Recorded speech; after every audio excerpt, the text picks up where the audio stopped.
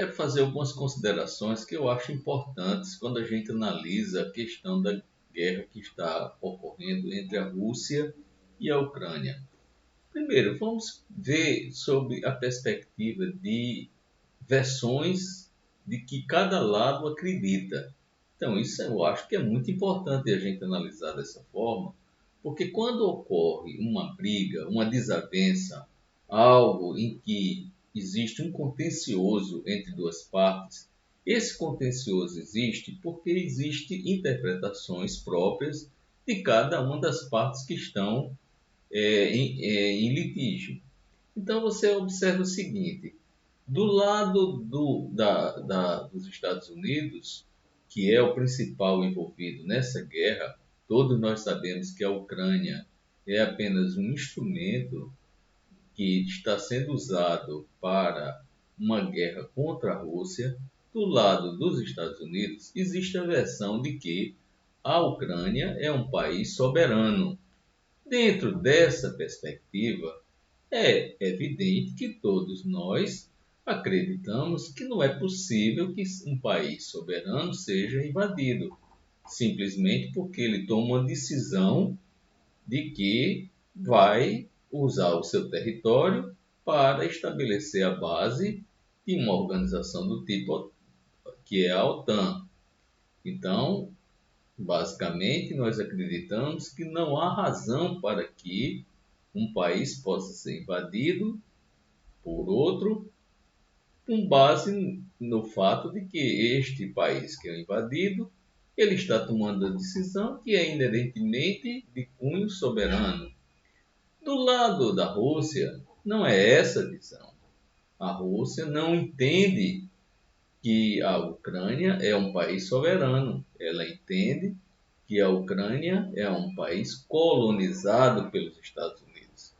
Então, não se trata de um país soberano que decidiu tomar uma decisão de estabelecer uma força defensiva em seu território. Aos olhos da Rússia, isso não é verdade.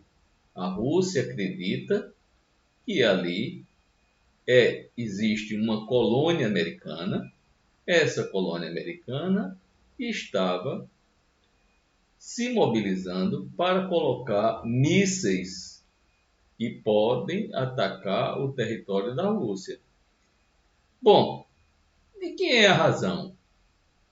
Como podemos estabelecer que a interpretação da Rússia é a interpretação correta e como podemos estabelecer que a interpretação dos Estados Unidos é a interpretação correta? Nós não podemos, simplesmente porque jamais a Rússia irá convencer os Estados Unidos de que ela tem razão e jamais os Estados Unidos vão convencer a Rússia de que tem razão.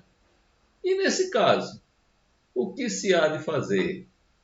Ora, quando existe a impossibilidade de se vencer um argumento, só existe duas alternativas. Ou você enfrenta o inimigo, ou você entra em acordo. E, infelizmente, não ocorreu o acordo. A Rússia não tem o mesmo entendimento dos Estados Unidos, jamais vai ter. Os Estados Unidos não têm o entendimento da Rússia, jamais vai ter. Então, o que deveria se fazer era um acordo prévio, antes que acontecesse a guerra. Esse acordo foi tentado pelo lado do russo. Então, o russo tentou, até aproximadamente no mês de dezembro do ano passado, ele tentou entrar em acordo com os países da OTAN. Qual era o acordo que a Rússia pretendia fazer? O acordo previa que a Ucrânia jamais entraria como membro da OTAN. Então, isso foi reiteradas vezes solicitado pela Rússia para que os Estados Unidos dessem uma resposta a esse respeito. Infelizmente, a OTAN, capitaneada pelos Estados Unidos, não deu nenhuma resposta. Ao contrário, em seguidas declarações, aquele senhor que se diz o comandante-chefe da OTAN, na verdade, todos nós sabemos que o Comando Supremo da OTAN não está com aquele personagem que se apresenta na mídia, está realmente nos Estados Unidos, é os Estados Unidos quem manda na OTAN. Então, repetidas vezes, o secretário-geral da OTAN reiterou que a Ucrânia tem todo o direito de tomar a decisão de se filiar ou não, independente de qualquer país. Quando acontece isso, quando você se coloca numa posição pessoal, você está numa disputa com alguém, então você vai ter que assumir a responsabilidade pelas suas decisões. E, aparentemente, o governo da Ucrânia ele tomou a decisão de sacrificar seu povo, sacrificar a saúde, sacrificar a vida, o emprego, os bens do povo da Ucrânia, com o fito único de obedecer aos Estados Unidos. Por isso, a Ucrânia pagou e está pagando um alto preço pela decisão da elite dominante do seu país no momento. Então, há quem diga que, mais uma vez, a Ucrânia teria todo o direito de tomar a decisão que quisesse. O direito está em quem tem força. Só quem tem força é quem tem direito. Não existe direito sem força que a apoie.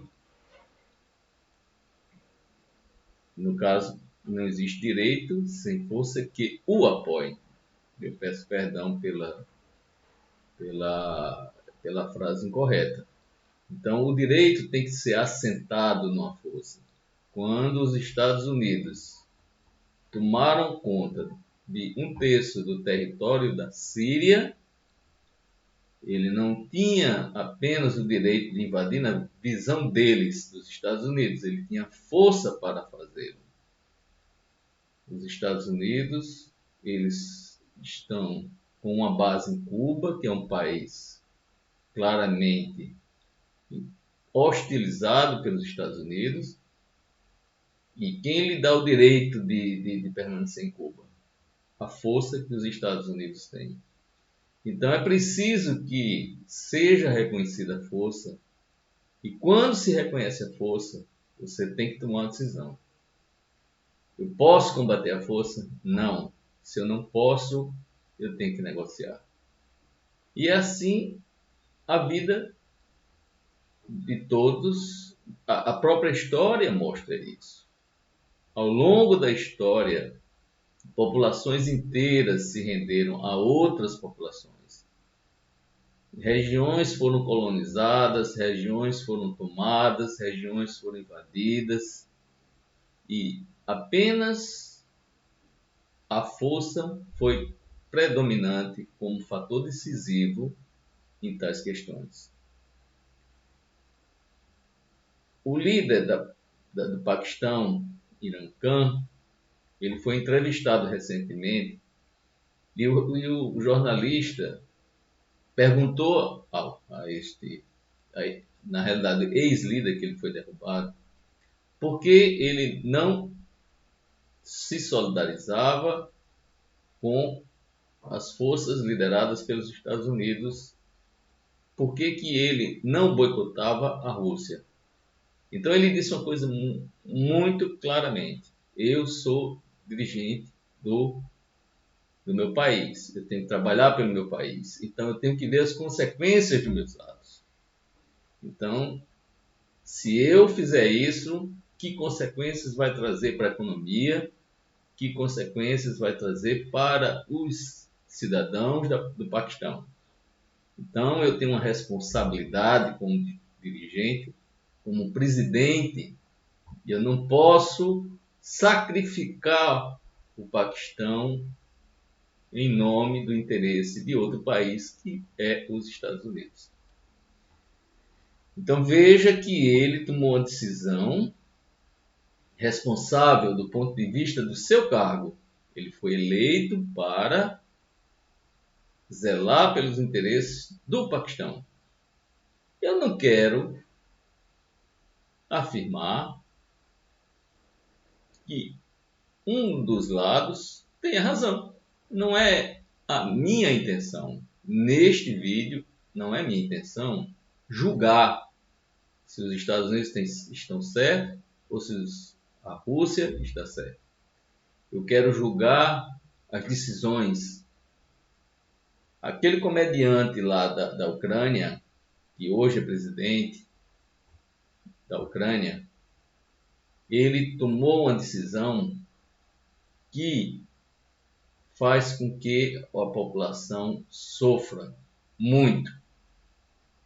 Não importa o que ele acha em termos de soberania da Ucrânia, que particularmente eu não acredito. Eu acho que é a versão mais correta de que a Ucrânia é realmente um país colonizado. Mas mesmo que ele pense, mesmo que exista um consenso de que é um país independente, os países independentes têm que tomar decisões baseadas no interesse da sua população. É de interesse da sua população sofrer, perder vidas, perder casas, perder emprego? Não. O que deveria ter sido feito, teoricamente, seria um acordo na época. Aliás, diga-se de passagem que esse acordo também não era tão fácil. Desde o golpe da Praça Maidan, os nazistas têm grande influência no governo da Ucrânia. Várias e várias reportagens foram mostradas que atestam isso que eu estou dizendo.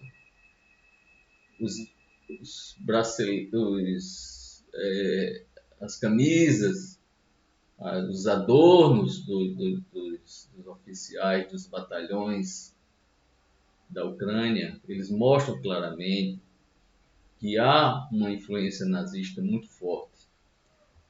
Na época da Praça Maidan, em 2014, o batalhão de nazistas ele esteve em Odessa e simplesmente tocou fogo em um prédio em que existia trabalhadores da Ucrânia que não concordaram com o golpe da Praça Maidan.